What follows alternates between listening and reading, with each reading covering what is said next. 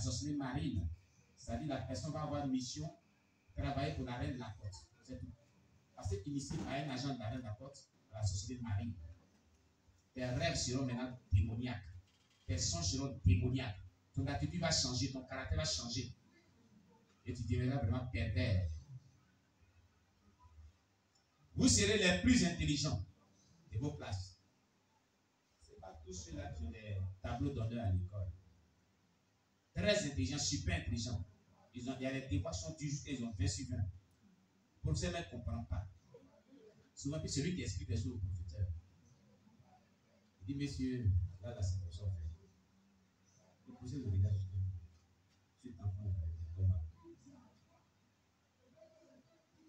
Il y a l'intelligence qui vient de Dieu, qui est pure, qui fait cela aussi. Dieu aussi donne l'intelligence, des super intelligents. Il y a le don de Dieu qui est super intelligent. Le Saint-Esprit est un esprit d'intelligence. Si je ne le dis pas, ne dis pas que tout est du diable. Amen. Mais la majorité de tous ceux que vous voyez, on dit sont des super, on les appelle quoi? Des génies. Le mot génie, on met sur eux là, c'est démoniaque parce que la plupart sont des génies. Ils ne sont pas des êtres humains normaux. C'est pourquoi quand vous allez voir tous les grands savants, ils ont été sous la mer, ils ont été dans le monde des polymes de ceux du monde astral. Les Socrates, tout ça, c'est des grands satanistes. Pythagore, tout ça, c'est des grands satanistes. Les grands inventeurs, sont des grands satanistes. Il n'y a pas un qui a été chrétien dedans. Vous m'apprenez? Tout ce qu'ils font, ils le font sur le plan spirituel d'abord avant de venir physiquement.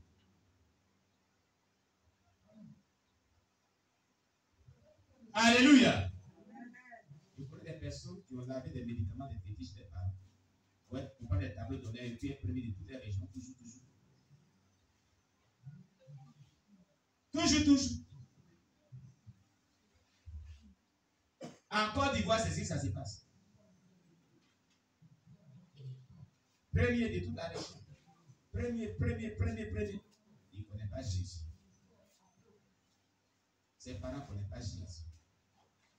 Ses parents sont dans les fétiches là, puis ils adorent les gens. Vous voyez, ça vient d'où? Ce n'est pas un don de Dieu. La reine n'a dit, vous serez les plus intelligents de vos classes. Et vos camarades s'approcheront de vous. Mais accordez plus d'attention aux chrétiens afin d'éteindre leur feu. Vous comprenez? Parmi tous les camarades qui vont venir vers eux, surtout les chrétiens, acceptez-les vite pour éteindre le feu qui est en eux. Leur objectif, c'est d'éteindre la flamme du feu du Saint-Esprit qui est dans les chrétiens pour les rendre morts spirituellement.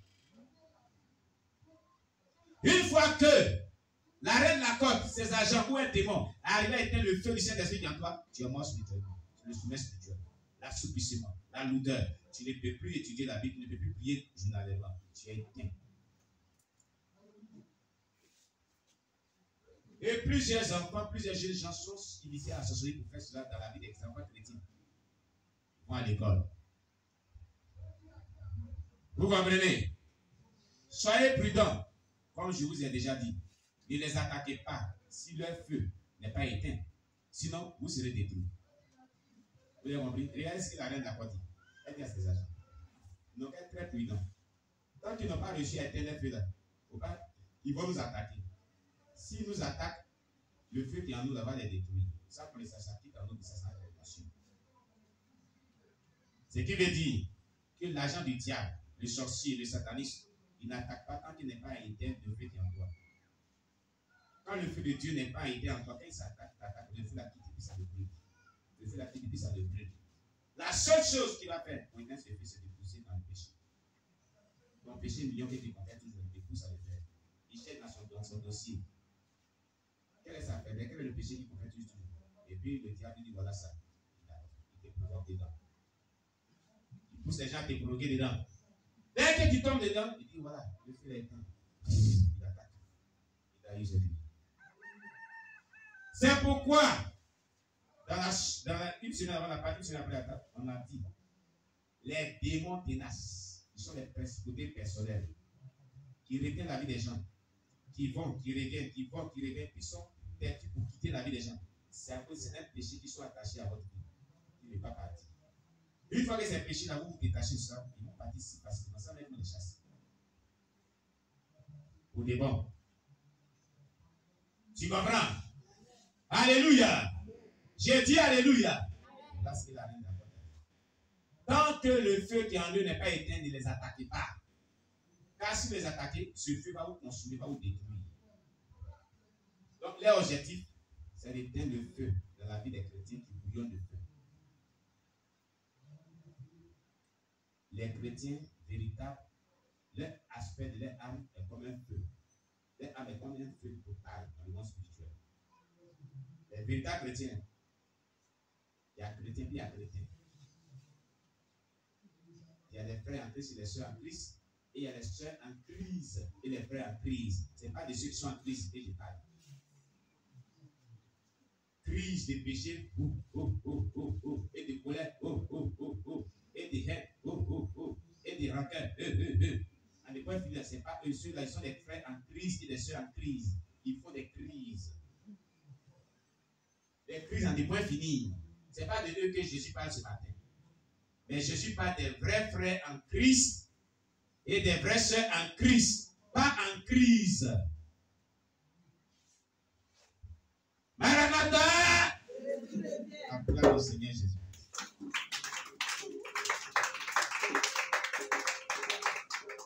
Donc, ces véritables chrétiens qui ne sont pas en crise, mais qui sont en Christ véritablement, le feu de Dieu a allumé en eux. Un sorcier, un sataniste, un agent du monde intérieur qui s'élève pour l'attaquer, ce feu-là sort de lui, ça le consume, ça le brûle. La voix, c'est ça. Elle dit, tant que vous n'avez pas éteint leur feu, ne les attaquez pas, ce feu-là va vous brûler. Ce feu va vous brûler. Tu comprends? Cette sanctification-là, c'est elle qui a fait que ton feu sera toujours allumé. La crainte de Dieu, la sainteté. Le fait de haïr le péché, ne pas commettre le péché. Et tu étudies toujours la Bible. C'est ça qui active ce feu-là. Et ça le rend toujours intact. Un sorcier, un démon ne va pas faire projeter comme ça. Il s'amuse, vous voyez ce qu'il a dit. Ça le brûle. Voilà pourquoi dans Psaume 108, verset 8, Dieu a dit, dans sa sainteté, j'ai triomphé. Dans sa sainteté, j'ai triomphé. Psaume 108, verset 8. Parce que dans la sainteté, le feu est toujours allumé. Il n'y a pas de faute, il n'y a pas d'erreur qui a fait que ce feu-là va s'éteindre. Alléluia! Le petit a dit trop. Il m'avait dit que tous les chrétiens qui vivent toujours dans la crainte de Dieu, on ne peut rien contre eux. Celui qui se lève, doit dire le frère. La sanctification, le fait de haïr le péché, doit te caractériser bien. Pour ton bien-être, pour ta protection, pour ta victoire sur les yeux des ténèbres. Notre victoire là, vous savez c'est quoi? Hein? Qui connaît notre victoire, nous les chrétiens, selon la Bible? Notre victoire, c'est la sanctification. Notre victoire, c'est la sanctification. Psaume 108, verset 8. Dieu a dit, dans la sainteté, j'ai triomphérai. Le triomphe, c'est la victoire. Dieu a dit dans sa sainteté, j'ai triomphé. Donc, notre victoire, c'est la sainteté, c'est la sanctification. Tu vas avoir la victoire sur les démons.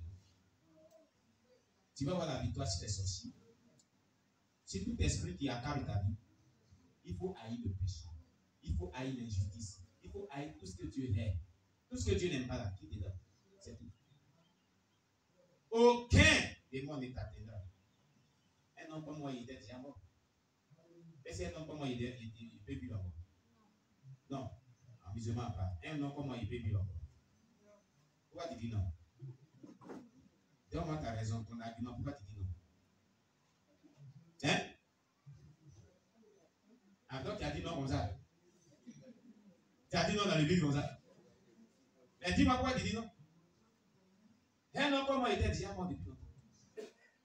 Mais toujours, je parle des sorciers. Je prends des témoignages, je dévoile les œuvres. Les satanistes sont passés ici et tous les satanistes qui témoignent, ils disent, si tu n'es pas délivré des œuvres du monde des ténèbres, que tu es encore dans le monde des ténèbres, si tu es encore sorcier, mais tu fais la sorcellerie d'une manière d'une autre, que tu dévoiles les œuvres de la sorcellerie, tu ne peux pas vivre contre Dieu. Si tu vis dans les péchés et tu dévoiles les œuvres de la sorcellerie, en un rien de temps, tu ne peux pas vivre, tu vas te détruire. Vous n'avez jamais entendu parler de ça dans les bouches. Hein? Les temps d'éducation de tous les midis, qu'est-ce qu'on fait? Ce n'est pas souvent les témoins des sorciers, et cette année, en fait, on te voit toujours ici. Hein? Chaque jour aussi, on met des prières lyriques à caractère prophétique, épée des canards. Et toi, tu demandes de tout ça chaque jour. Des nuits, tu es sur eux. À midi, tu es sur eux. 4 heures du matin, souvent, tu es sur eux. Pendant des gens, tu es sur eux. C'est pourquoi quand c'est venu nouvellement ici, un petit sorcier de l'époque, M. Trump, il est venu me dire, quand on vient attaquer l'église, quand on vient t'attaquer, le fait qu'il te sait, ça tombe sur le bouffe.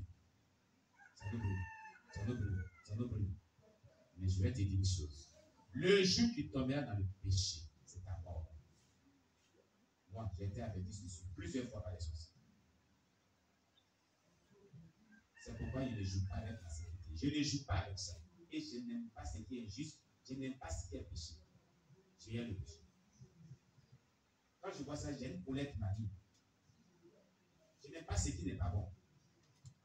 Parce que je sais que ma vie part de cela. On m'a déjà averti plusieurs fois.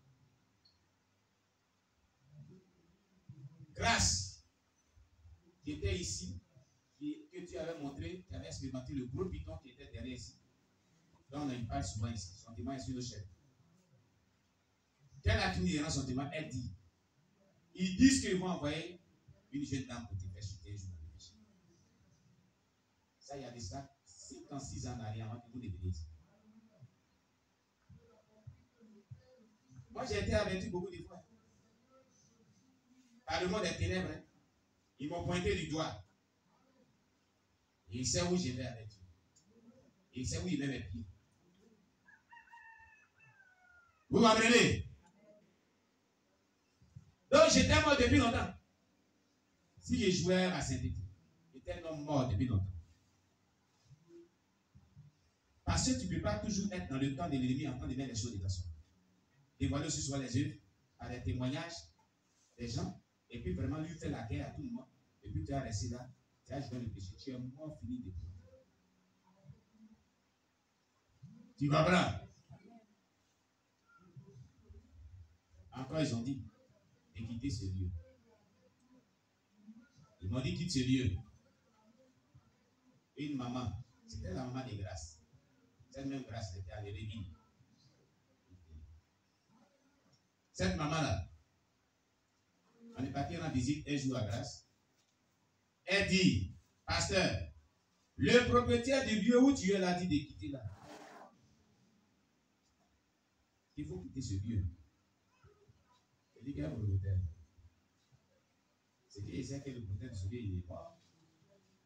C'est un vieil homme, il est mort il y a longtemps. C'est à plus de 30 ans en arrière.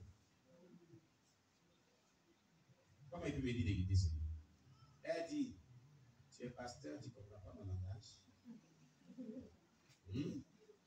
Toi, tu es pasteur, tu ne comprends pas mon langage. Moi, j'ai fait passer pour parler comme ça. Elle dit, ah, d'accord. Va dire à ce propriétaire. D'abord, il n'est pas propriétaire. Que la terre appartient à Jésus. Et elle va dire, il dit, si tu ne vas pas, parce que toi, il ne te moine pas, il tuera ta femme, il tuera tes enfants. C'est ce qu'il a dit. Eh bien, va lui dire encore, le jour qu'il a réussi à tuer Jésus, là, une cheveux de ma femme sera touchée. Une cheveux de mes enfants seront touchés. Sinon, tant que il n'a pas réussi à tuer Jésus-Christ, il ne pourra pas. Va lui dire. Et puis toi-même, j'ai perdu par l'église. Et reste-toi.